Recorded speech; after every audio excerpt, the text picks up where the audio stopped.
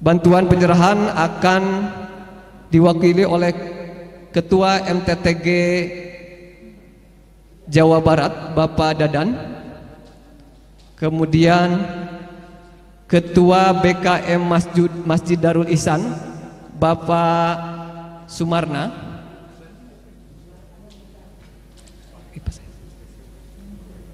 dan dari manajemen yang mewakili untuk penyerahan dimohon untuk maju ke depan.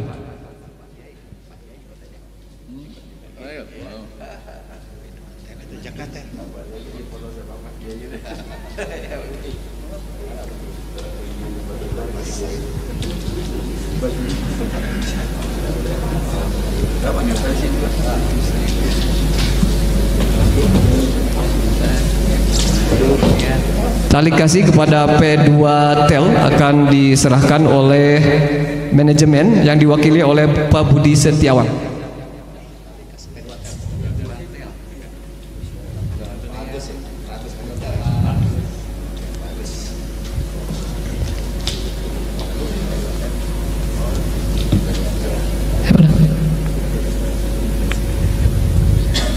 Kemudian kebersihan masjid akan diwakili oleh Ketua MTTG, oleh Ketua BKM Darul Ihsan.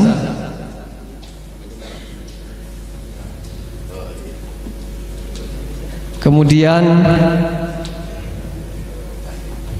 parkir GMP Telkom Japati akan diwakili oleh Bapak Dadan dari MTTG Telkom Jabar. Kemudian tali kasih kepada guru ngaji diwakili oleh masih Ketua MTTG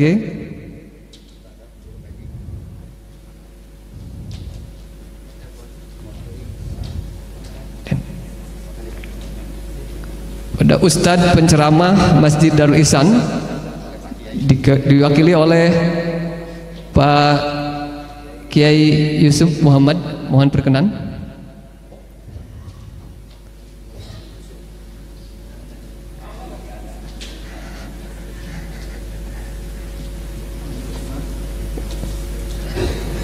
Pesantren binaan Masjid Darul Ihsan mohon diwakili oleh Pak Kiai Muhammad Yusuf Muhammad, Pak Agus. Terakhir pada takmir masjid akan diwakili oleh Ketua BKM Ustaz Denny.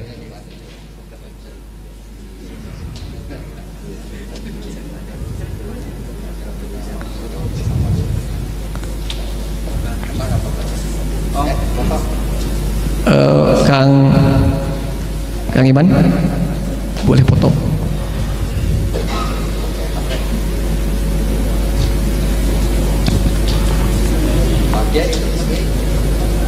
Pak Yusuf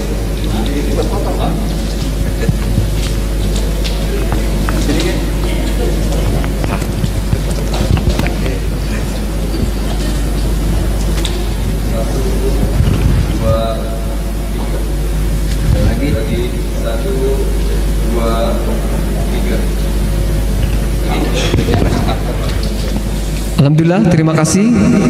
Semoga bermanfaat yang keberkahannya untuk PT Telkom, Telkom Group.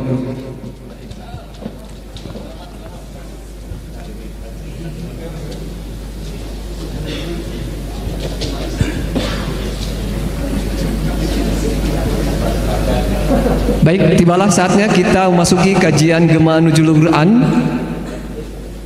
yang insya Allah mohon perkenan dari manajemen yang akan diwakili oleh Bapak Budi Setiawan untuk memberikan pengantar pada kajian kali ini. Assalamualaikum warahmatullahi wabarakatuh. Bismillah. Alhamdulillahirabbil alamin. Wassalatu wassalamu ala asrofil anbiya'i wal mursalin wa ala alihi washabihi ajmain. Amma ba'd. Puji syukur kita panjatkan hadirat Allah Subhanahu wa taala atas rahmat, nikmat dan karunia yang telah diberikan kepada kita, terutama nikmat iman dan nikmat kesehatan, sehingga kita saat ini bisa bersama-sama hadir di Masjid Darul Ihsan yang kita cintai ini. Kami dari panitia Gemar Ramadan Masjid Darul Ihsan mengucapkan banyak terima kasih kepada Profesor Dr. Kiai Haji Said Agil Munawar MA yang sudah hadir bersama kita di masjid yang kita cintai ini. Beliau insya Allah akan menyampaikan ceramah dalam rangka Gemar Ramadan kajian Ba'da Zuhur dengan topik Bulan Ramadan, Syahrul Quran, Hidup Mulia dan Meraih Kemenangan Agung bersama Al-Quran. Terima kasih juga kami haturkan kepada jemaah yang hadir di majelis ini yang masih tetap berkumpul di masjid yang kita cintai ini. Semoga ini menjadi amal kebaikan di bulan Ramadan yang penuh berkah. Mari kita bersama-sama menyimak ceramah yang akan disampaikan di kajian Ba'da Zuhur ini bersama-sama. Selanjutnya kepada Profesor Dr. Kiai Haji Said Agil Munawar kami persilakan.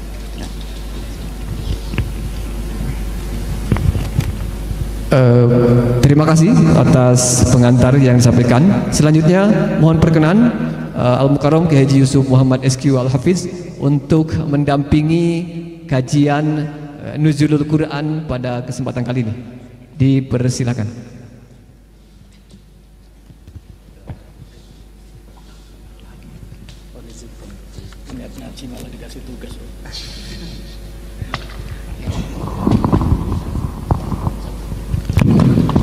Bismillahirrahmanirrahim. Assalamualaikum warahmatullahi wabarakatuh. Litaysiri umurina wa liqadai hajatina wa lihusuli maqasidina.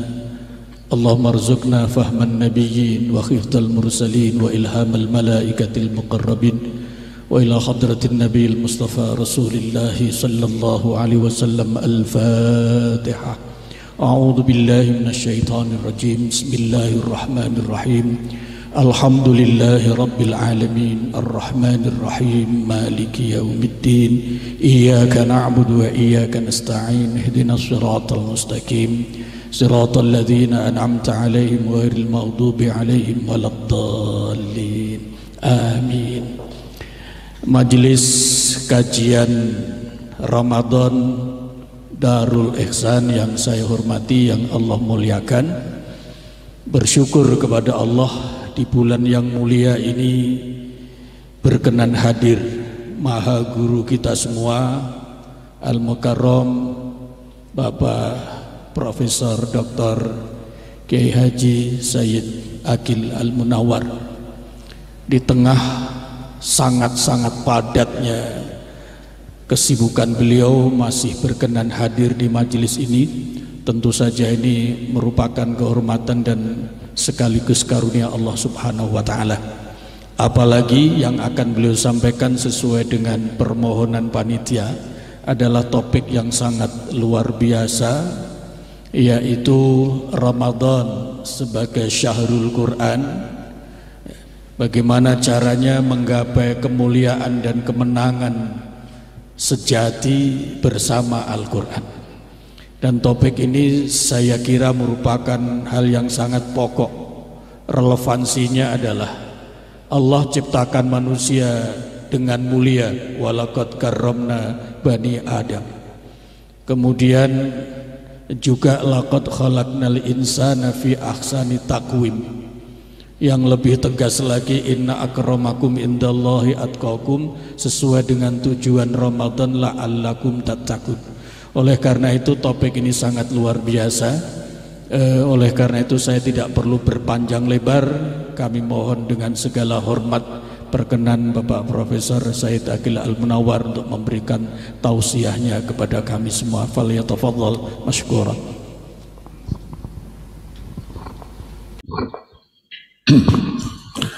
Assalamualaikum warahmatullahi wabarakatuh. Bismillahirrahmanirrahim. Alhamdulillah wassalatu wassalamu ala Rasulillah wa ala alihi wa ashabihi wa man iqtada bihudah, amma ba'du. Yang saya muliakan Pak Kiai kita, Pak Kiai Yusuf Muhammad, para direksi, pimpinan Telkom yang berbahagia, hadirin dan hadirat sekalian yang dimuliakan Allah Subhanahu wa Ta'ala. Alhamdulillah, siang hari ini kembali kita berjumpa dalam kajian zuhur di masjid yang mulia ini, dan pada hari ini kita akan sekaligus memperingati nuzulul Quran dengan topik yang disampaikan tadi. Insya Allah saya akan sampaikan nanti sebelum waktu asar. Kita berhenti sebentar, kita sholat asar, nanti setelah itu kita lanjutkan sampai berbuka puasa. Amin.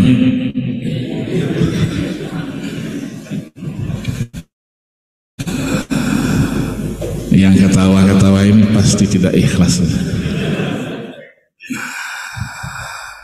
Salawat dan salam tidak dapat kita sanjungkan, kita persembahkan kepada baginda Rasulullah SAW, seluruh keluarga, sahabat dan berikutnya sekalian, termasuk kita di sini, insya Allah ila yaumil qiyamah. Amin ya rabbal alamin. Bapak-bapak dan ibu-ibu sekalian, berbicara sekitar Al-Quran, sering saya sampaikan, berarti kita berbicara sesuatu yang dipastikan tidak ada kata akhirnya, tidak ada kata selesainya. Mengingat pesan-pesan yang ada di dalam ayat-ayat Al-Quran hanya berjumlah 6.236 ayat, tetapi cakupannya, isi kandungannya begitu luas, sesuai yang diinformasikan oleh Al-Quran sendiri, yaitu ayat 109 dari surah Al-Kahfi. Qul law kana al-bahru midadan li kalimati rabbi lanafidal bahru qabla an tanfada kalimatu rabbi walau ji'na bimithlihi madada. Ayat ini ditafsirkan oleh ayat 27 dari surah Luqman.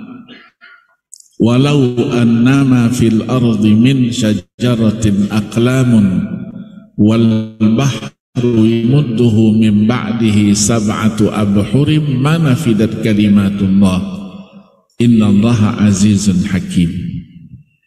Rasulullah sallallahu alaihi wasallam diperintahkan untuk menyampaikan, katakan ya Muhammad, sekiranya lautan yang terbentang di semua benua dunia ini airnya diganti dengan tinta untuk menulis, penanya adalah ranting-ranting pepohonan yang ada di muka bumi ini,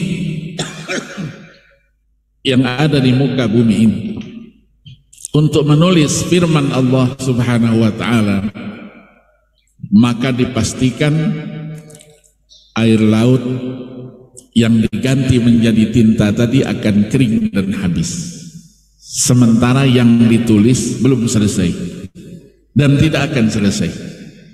Walaupun kata Allah, walau ji'na bimithlihi madada, kami datangkan lagi, kami ganti lagi, seperti itu berulang kali. Maka dipastikan memahami batuk terus, air minumnya tidak ada. Memahami Al-Quranul Karim merupakan tugas kita semua sebagai seorang muslim, seorang muslimah. Karena tanpa memahami isi dan kandungannya, maka kita tidak tahu apa yang harus kita lakukan sebagai petunjuk-petunjuk yang ada di dalamnya. Maka Al-Quran menjelaskan jati dirinya kepada kita agar kita kenal dengan Al-Quran itu. Tak kenal katanya maka tak sayang. Maka Al-Quran memperkenalkan jati dirinya di dalam banyak ayat. Antara lain, misalnya ayat 3 dari surah Al-Baqarah sendiri.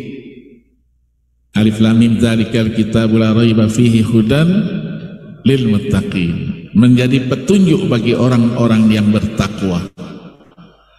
Siapa orang yang bertakwa itu?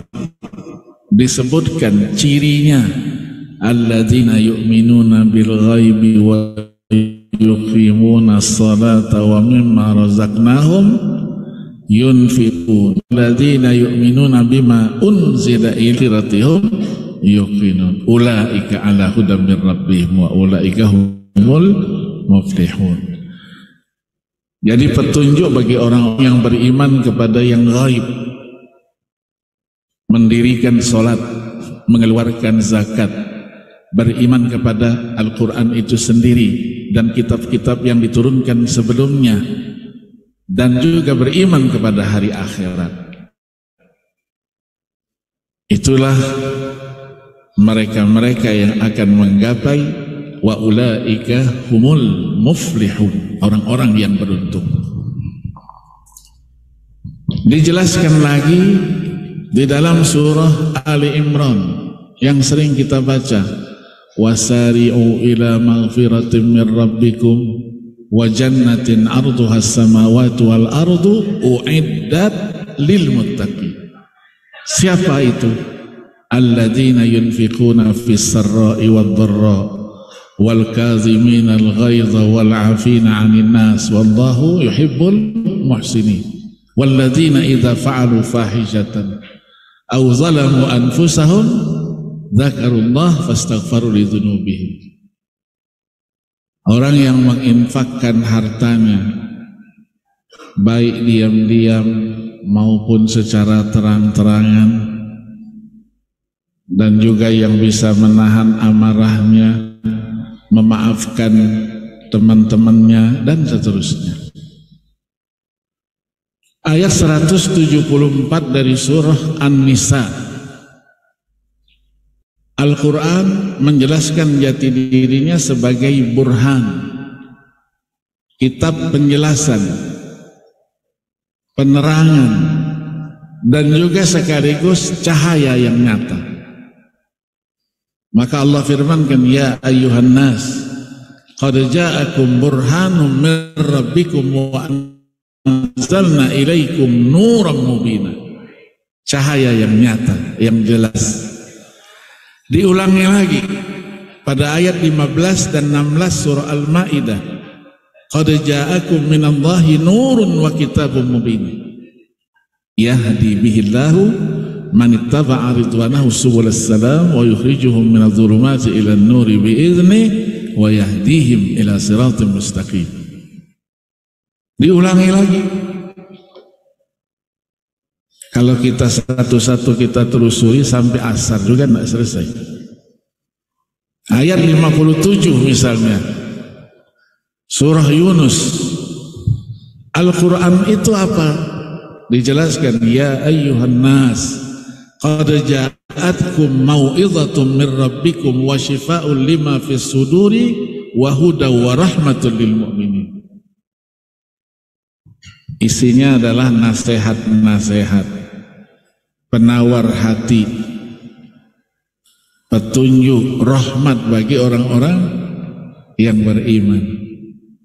Ayat 9 surah Al-Isra yang sering dibaca, inna hadzal qur'ana yahdi lillati hiya aqwam wa yubashshirul mu'minina alladzina ya'maluna as-salihati anna lahum ajran kabira. Kalau ada petunjuk yang lurus, maka Al-Quran lebih lurus dari yang lurus itu. Dan juga informasinya memberikan kabar gembira kepada orang-orang yang beriman dan beramal saleh, bahwa bagi mereka nanti pahala yang besar di sisi Allah subhanahu wa ta'ala. Dalam ayat yang sama juga, surat yang sama, ayat 82, dijelaskan lagi, wa nunazzilu minal qur'ani ma huwa shifaa'un wa rahmatul lil mu'minin wa la yazidul zalimina illa khasara, dan lain-lain. Jadi sudah disebut banyak ayat baru dan lain-lain. Jangan satu ayat dan lain-lain. Ya, ini mahasiswa biasanya.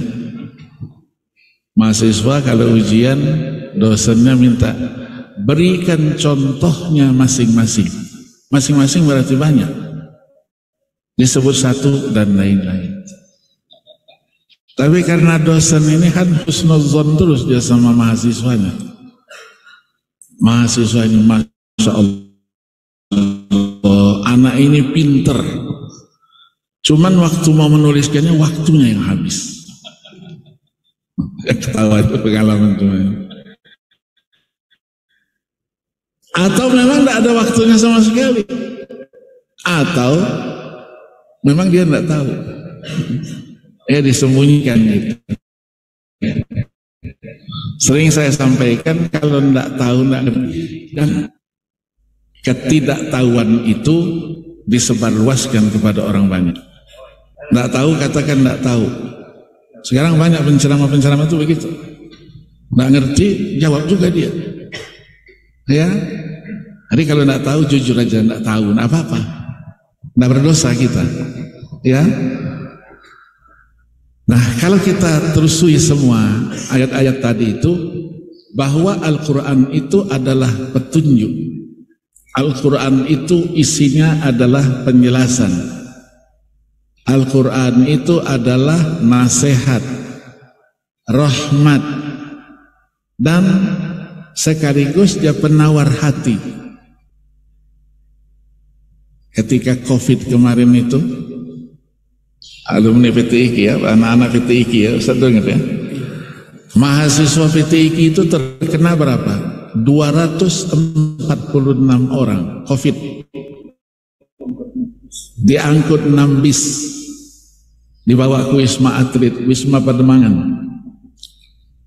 Tapi malam itu mereka khotam 10 kali khotam. Besok pagi di PCR, tim dokter datang. Dari 200 sekian itu tidak ada satupun yang positif, semuanya negatif. Bingung tuh dokter tuh bingung. Kemana ini penyakitnya, kemana? Berkat Al-Quranul Karim. Tapi karena mahasiswa di kampus biasa di asrama makannya diatur, di asrama COVID itu enak makan, sehingga sebagian mereka biar aja Pak, kami walaupun enggak positif, biar kami tinggal di sini aja lah. Ya dijawab oleh panitia, bukan begitu, ini kan untuk orang yang sakit, kalian kan sehat, ya pulang ke sana. Ini salah satu saja syifa, ya, menjadi penawar hati, penyembuh. Nah maka Al-Quran itu dijelaskan juga diturunkannya pada bulan suci Ramadan. Ayat 185 dari surah Al-Baqarah menjelaskan itu. Syahrul Ramadan alladzi unzila fihi al-Quran hudan linnas wa bayyinatin minal huda wal furqan. Jadi Al-Quran diturunkan pada bulan Ramadan yang mulia ini. Bulannya mulia disebut dengan Sayyidus Syuhur. Dan ini adalah bulan umatnya Nabi Muhammad SAW.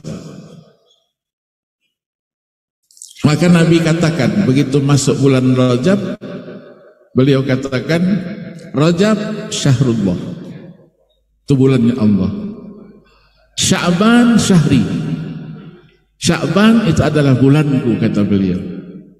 Wa Ramadan syahru ummati, Ramadan itu adalah bulan umatku. Kenapa demikian? Karena bulan ini penuh dengan kemuliaan, penuh dengan kebesaran, keagungan, keistimewaan, kelebihan. Maka Nabi pernah sabdakan, lau ta'lamu ummati ma fi Ramadan latamannau an takuna sanatu kulluha Ramadan.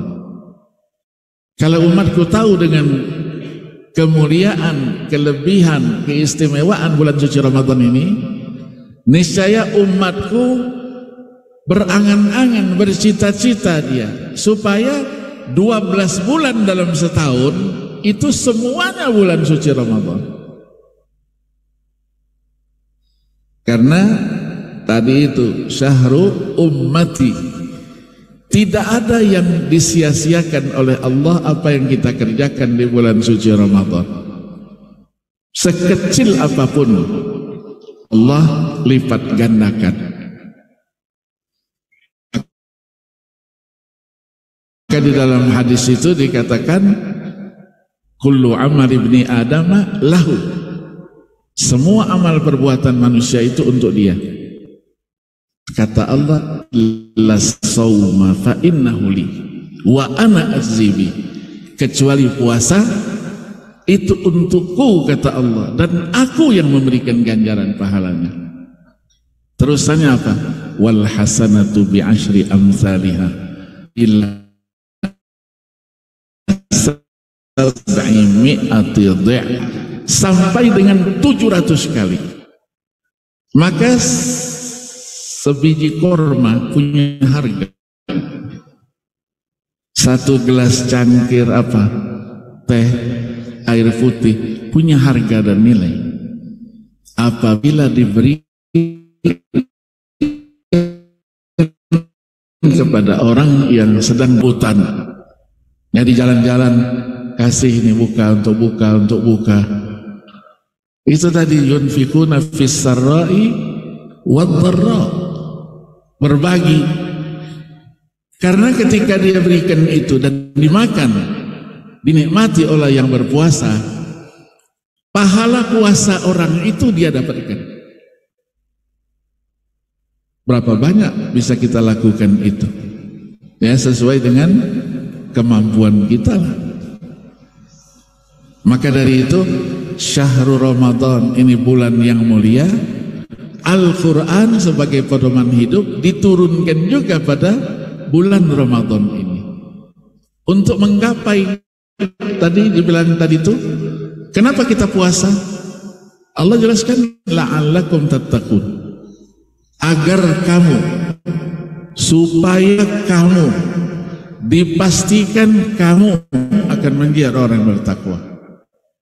Di sini para ulama katakan litahqiq, bukan litamanni wat taraji, karena la'ala itu mudah-mudahan, semoga, bukan itu artinya, tapi itu pasti jaminan Allah subhanahu wa ta'ala.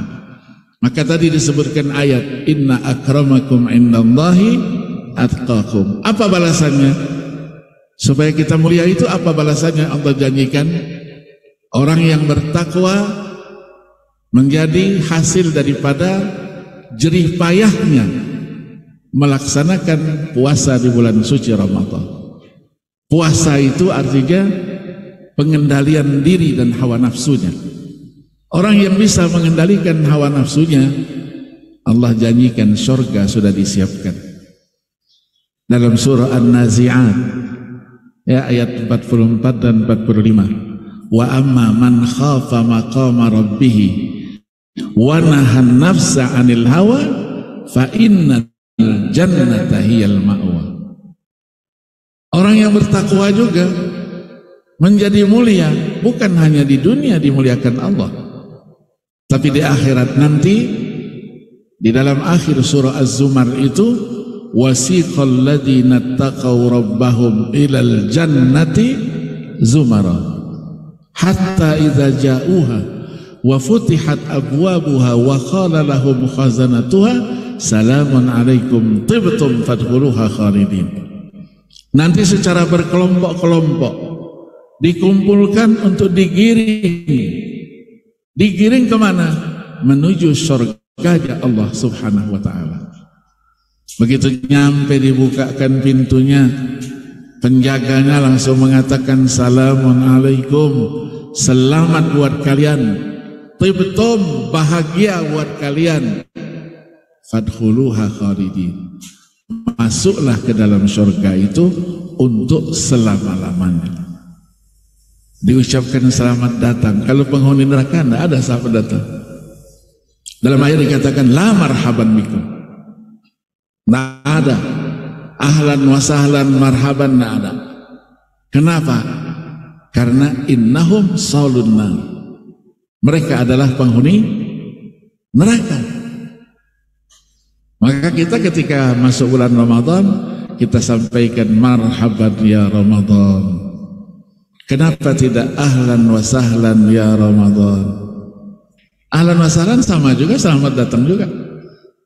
Di situ tersiratkan makna, karena marhaban itu dari kata-kata ar-rahab. Ar-rahab itu artinya luas, lapang. Kita menerima kedatangan bulan suci Ramadan dengan lapang dada, senang, gembira, sukaria, tidak merasa dibebankan, tidak merasa dipaksa. Kenapa? Karena kita laksanakan ibadah puasa ini dengan alladzina amanu, dengan penuh keimanan, keimanan yang sejati dan murni.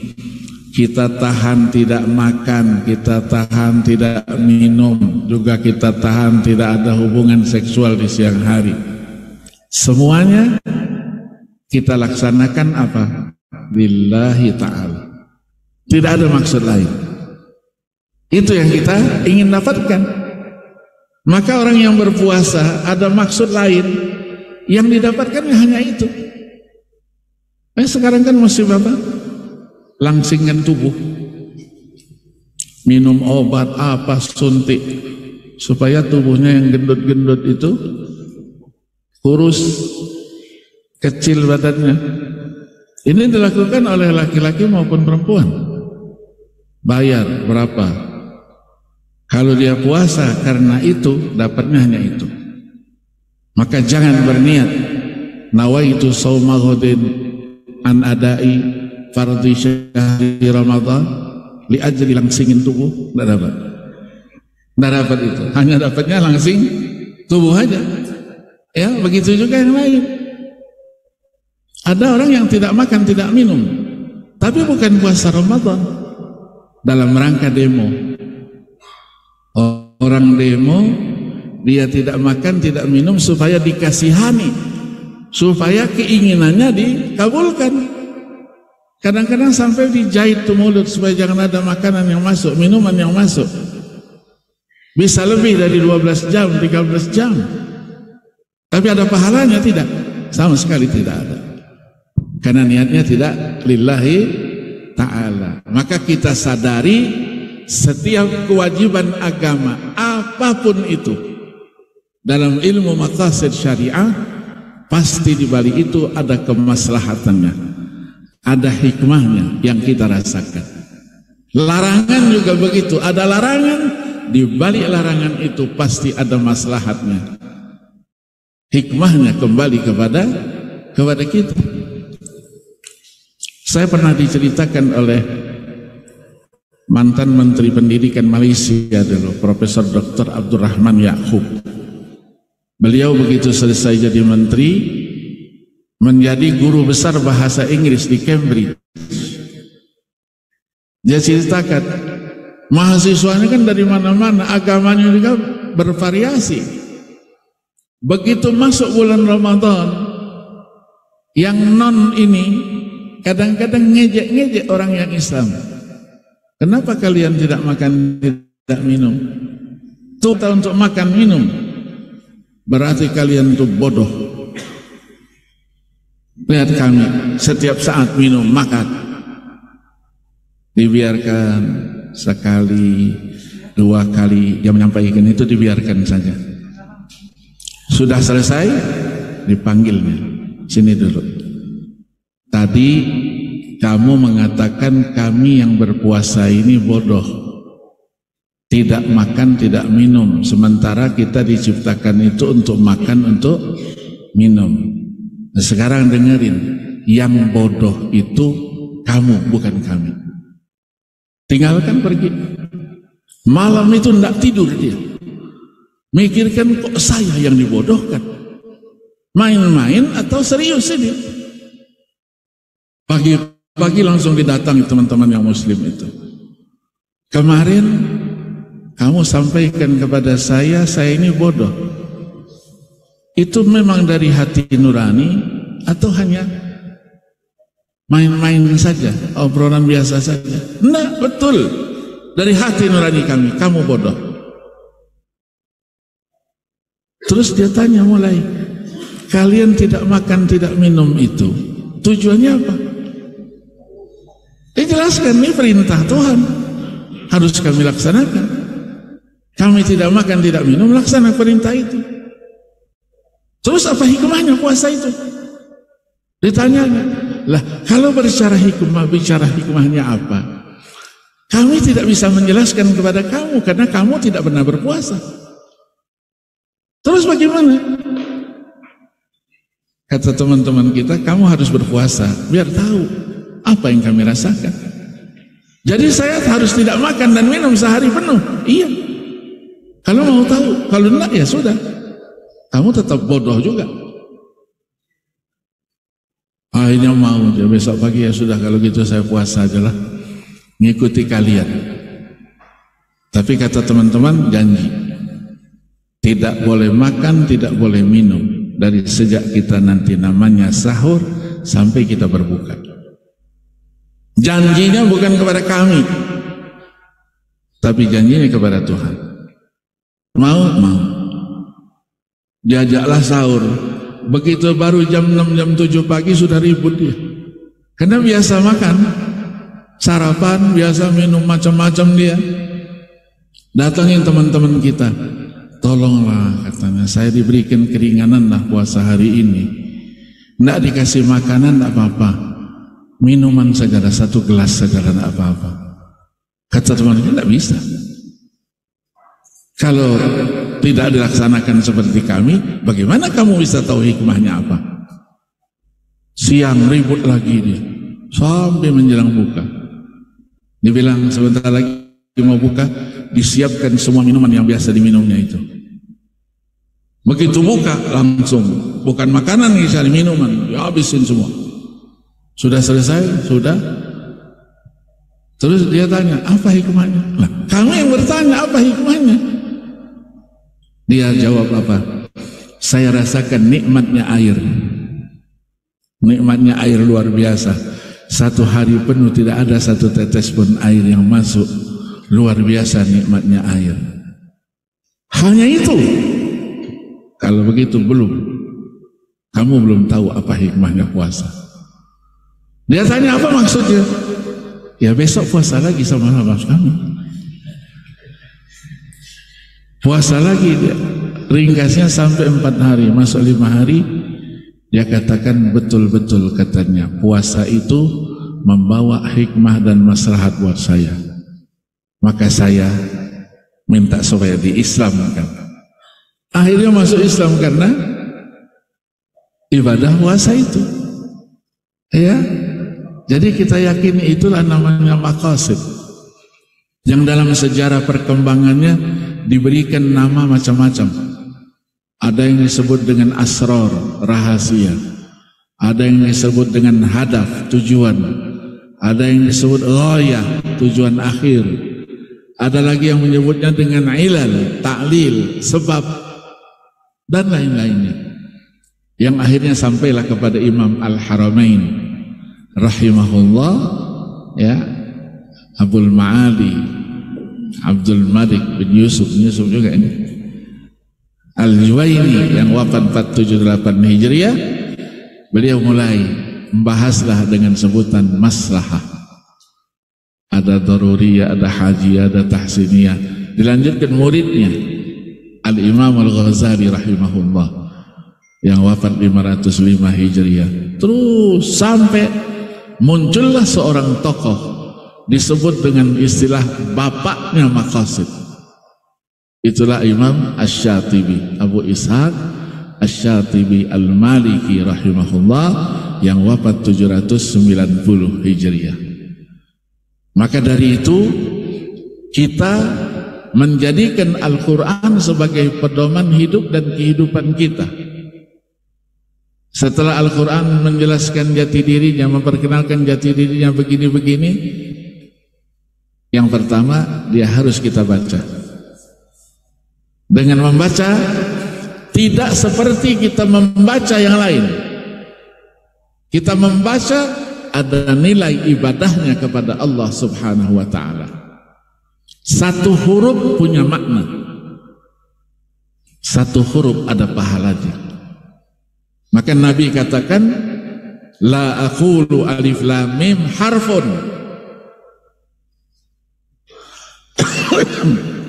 Aku tidak mengatakan alif lam mim itu satu huruf, tapi alifnya satu, lamnya satu, mimnya satu.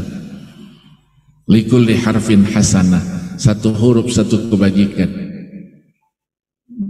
Dilipat gandakan menjadi asyru amthaliha ila sab'i mi'ati dhi'fin, 10 sampai dengan 700 kali lipat. Kita baca satu ayat saja berapa hurufnya? Apalagi bisa 1 juz lebih. Ya kan? Ya, luar biasa. Bismillah saja tidak bisa baca Quran, bismillah aja baca, bismillahirrahmanirrahim, bismillahirrahmanirrahim. Asal jangan di jalan-jalan aja. Kalau baca bismillah di jalan, siapa itu? Oh, bismillah itu kata. Ya, itu sudah 19 huruf. Kalau 100 kali bismillah berapa? Apalagi hari ini bisa berapa? 1000 juz. Luar biasa. Iya, orang yang suka membaca Al-Quran itu adalah orang yang suka berkomunikasi, berdialog dengan penciptanya Allah Subhanahu wa ta'ala. Dia baca, dia dialog pada penciptanya. Maka Nabi anjurkan, man arada ayyatakallama ma'allah falyaqra'il Quran. Siapa yang mau berdialog dengan Allah, baca Al-Quran itu.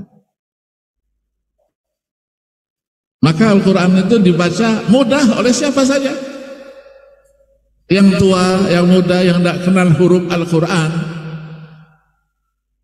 Putra-putra terbaik bangsa ini menciptakan metode cepat baca, cepat tulis, cepat terjemah. Lebih daripada 30 metode cepat itu. Ada yang tidak kenal huruf cuma 4 jam saja. Tidak perlu lama-lama, tidak 2 hari, 3 hari, 1 bulan, 4 jam saja bisa membaca Al-Quran. Itulah metode salah seorang alumni VTIQ, Abdurrahman Umar, namanya At-Taswiriyah, buku kecil saja. Dari pengalamannya dia tuliskan buku. Saya pernah bawa dia ke Singapura, ke Malaysia. Bisa nak kamu ajarkan? Bisa. Saya sampaikan, orang-orang Singapura itu lebih sibuk dari kita.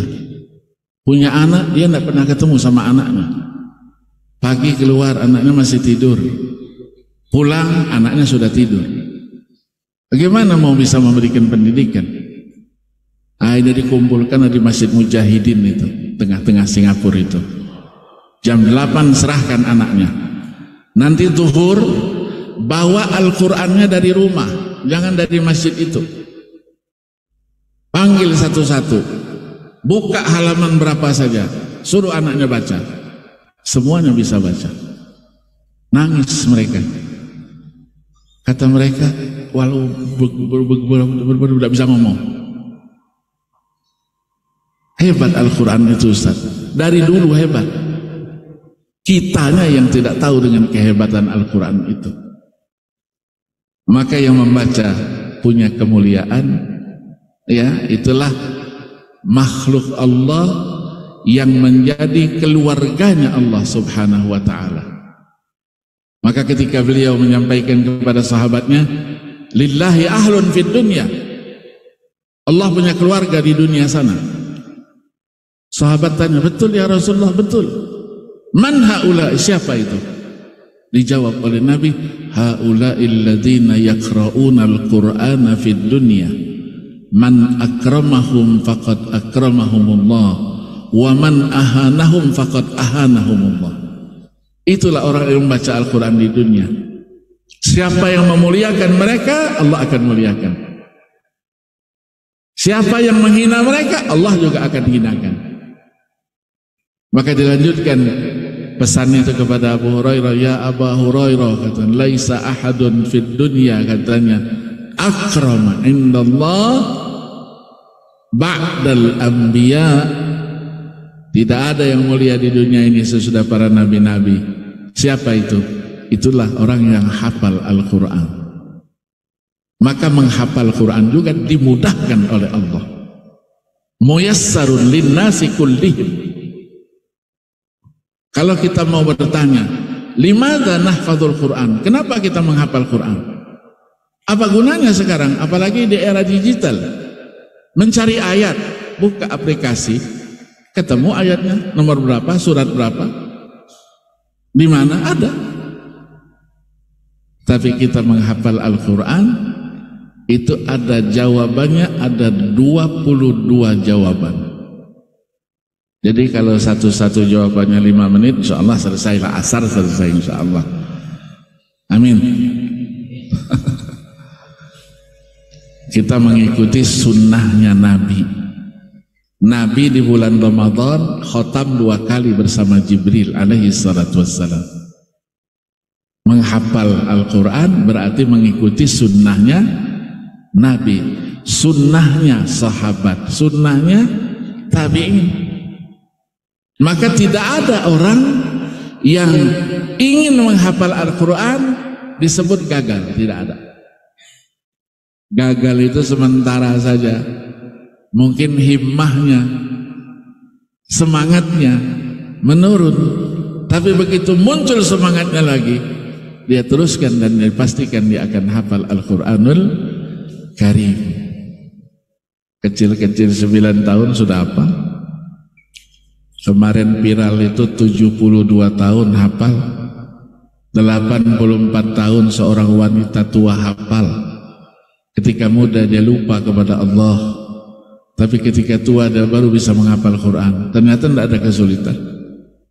Anak-anak yang idiot, yang secara fisik kurang dia, mungkin pikiran juga, akalnya juga kurang, tapi untuk hafal Quran tidak ada masalah. Saya menemui itu di Mesir, di Dubai. Saya bertemu dengan kelompok-kelompok yang begitu, yayasan. Dites itu, yang ngetesnya bukan orang-orang mereka, orang lain. Silakan tes, sebutkan 1 ayat. Langsung diteruskan. Dia bilang ayat itu ada dalam halaman sekian, adanya di atas 2 baris dari atas berapa, tahu semua. Kalau berulang ayatnya seperti itu, maka dia katakan ayat yang sama seperti itu redaksinya ada lagi dalam surat sana, ayat nomor sekian, halamannya sekian. Hafal itu semuanya. Ya, kita belum sempat menghafal yang model begitu kan. Ngapalin Qurannya saja lagi repot. Dengan nomornya itu 2 tahun dididik. Di Rusia itu, di masjid-masjid Rusia, imam-imam di situ ditugaskan untuk mendidik mereka-mereka yang sudah hafal Quran umur 8 tahun atau 10 tahun, nanti 10 tahun sampai 12 tahun menghafalkan nomor ayat dan nomor halamannya itu. Apalagi di Iran, di Arab Saudi, setiap tahun wisudanya berapa orang? Saya sering hadir wisuda di Iran itu, di Teheran, di Mashhad, di Asfahan. Itu setiap wisuda 3.000 anak-anak. Tidak ada yang di atas umur 9 tahun, tidak ada. 7, 8, 7, 9. Kecil-kecil, begitu dites naik mimbar, duduk di mimbar saja, itu kelihatan juga tidak manusianya. Saking kecilnya. Ya, nah itulah perhatian dari cerita-cerita Pak Yusuf tadi itu, cerita perhatian kita kepada hamalatul Quran ini kok kurang-kurangnya, ya, atau belum maksimal kita lakukan.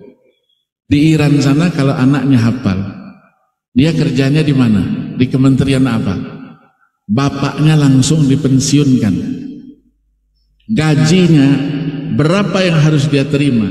Kalau 2 tahun ada kenaikan pangkatnya, kenaikan gajinya, itu dihitung sampai dengan selesai, sampai dia pensiun. Anaknya dijaga hafalannya. Begitu perhatian, ya, perhatian kepada para penghafal Al-Quran itu. Maka orang yang hafal Quran itu paling tidak dia lebih cerdas, lebih unggul, yang disebut dengan quwwatuz zakirah, lebih cerdas, IQ-nya lebih dari yang lainnya. Kita lihat sekarang di perguruan-perguruan tinggi, ya, yang sekarang perguruan tinggi umum atau UIN, itu yang hafal Quran pasti mahasiswa itu lebih unggul.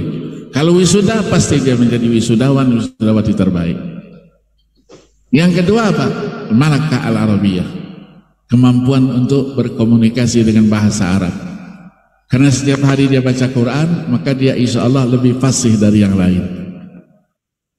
Yang ketiganya ar-rahatun nafsiyah, punya ketenangan jiwa. Kemana-mana dia bersama Al-Quranul Karim. Di samping ar-rif'atu fid darain, mendapatkan posisi yang terhormat di dunia dan di akhirat. Maka orang-orang yang dimuliakan oleh Allah Subhanahu wa ta'ala, selalu saya sampaikan, jaminannya antara lain, kalau dia sudah meninggal dunia, dikafani, dikuburkan, kafan dan jasadnya tidak akan rusak sampai nanti hari kebangkitan. Kafannya itu tidak sobek, tidak robek dia, apalagi badannya. Kenapa? Karena Allah perintahkan kepada tanah supaya jangan memakan daging orang-orang yang hafal Quran itu. Maka Nabi sabdakan, idza mata hafal Quran auhallahu ilal ardi alla ta'kuli lahmahu. Faqalat, dijawab, kaifa akulu lahmahu wa kalamuka fi jawfi. Bagaimana aku akan makan dagingnya sementara di dalam dadanya ada firmanmu? Ya, ini bukan dongeng, sudah dibuktikan di mana-mana orang yang hafal Quran itu jasadnya tidak rusak. Dan ketika dimakamkan, kalau dia meninggal, dimakamkan, malaikat turun untuk menghormati pemakaman orang yang hafal Quran. Harum, tidak pernah terciumkan bau seperti itu harumnya. Mereka tanya pada saya, apa itu Ustaz? Malaikat turun menghormati itu. Maka harum yang kita cium sekarang itu tidak pernah ada dan tidak pernah dirasakan sebelumnya dan di mana juga. Maka dengan Al-Quran kita mulia di bulan suci Ramadan yang mulia. Kita jadikan dia pedoman hidup dan kehidupan kita, maka kehidupan kita akan terarah. Apapun permasalahan, solusinya di dalam Al-Quranul Karim. Iya, mungkin di sini pengantar dari saya. Nanti setelah tanya jawab kita terus. Ya, amin.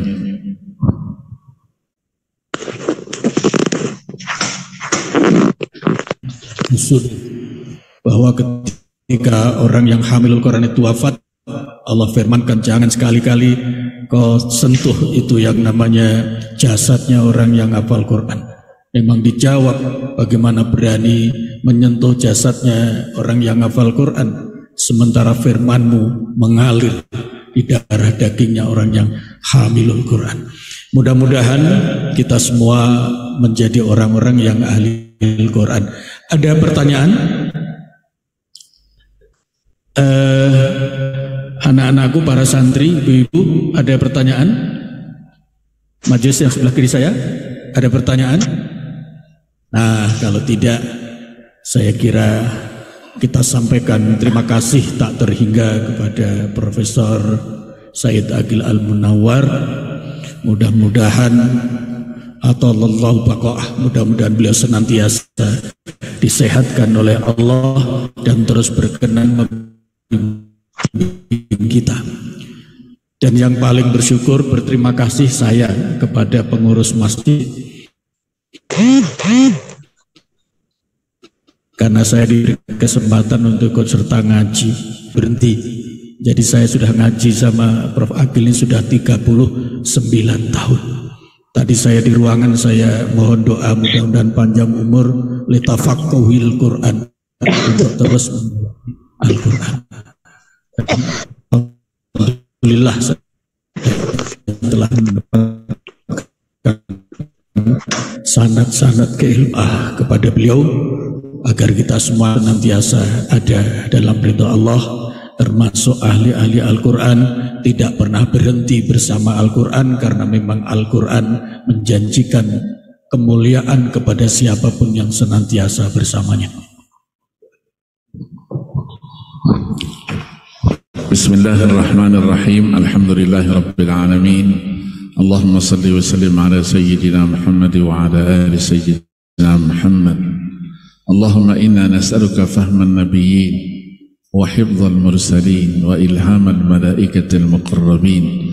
Allahumma aghnina bil ilm wa zayyinna bil hilm wa akrimna bit taqwa wa jamilna bi rahmatika ya rahman.